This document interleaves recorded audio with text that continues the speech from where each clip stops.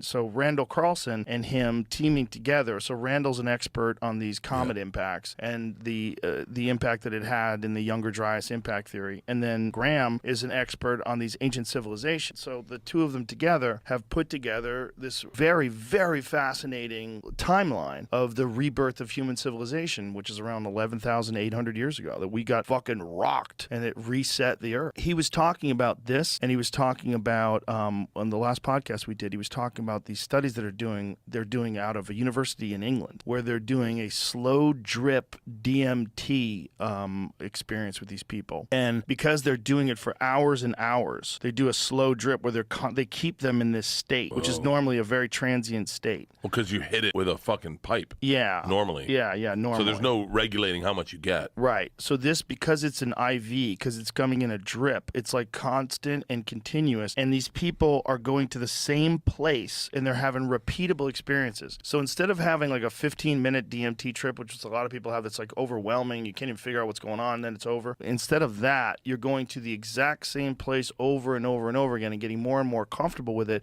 and coming back with very similar stories. So yeah, it's a repeatable environment where they're encountering entities and they're trying to map it. So these people are doing these long-term studies with long-term experiments, meaning like not a 15-minute term, but like not a 15-minute trip, but multiple hours at a time. And they're coming back with like a map of the territory. This is the concept. The theory that many people have is that death opens up a chemical gateway in the mind, and that chemical gateway takes whatever the soul is, whatever consciousness is, and transports it into this new realm. It allows you, your conscious mind, to access this new realm, which is available to you upon death. So a lot of the ancient cultures that did ayahuasca and mushrooms, they would talk about this realm as being like a well of souls, that you encounter disembodied life forms, disembodied spirits. And this has been, it's been a staple of so many religions. There's so many religions that talk about the afterlife. I mean,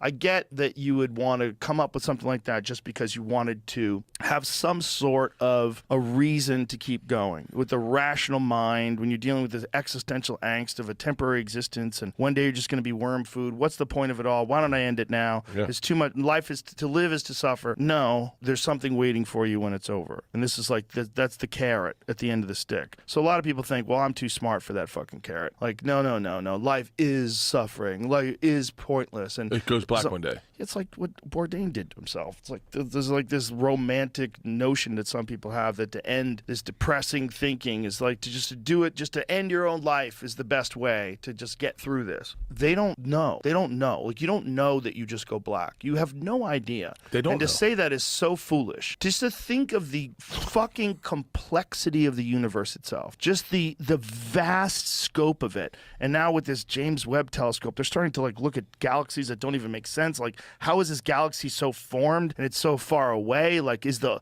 universe older than we think it is? Like, there's all this new speculation now because of new data. To think that you know what happens to you when you die is dumb.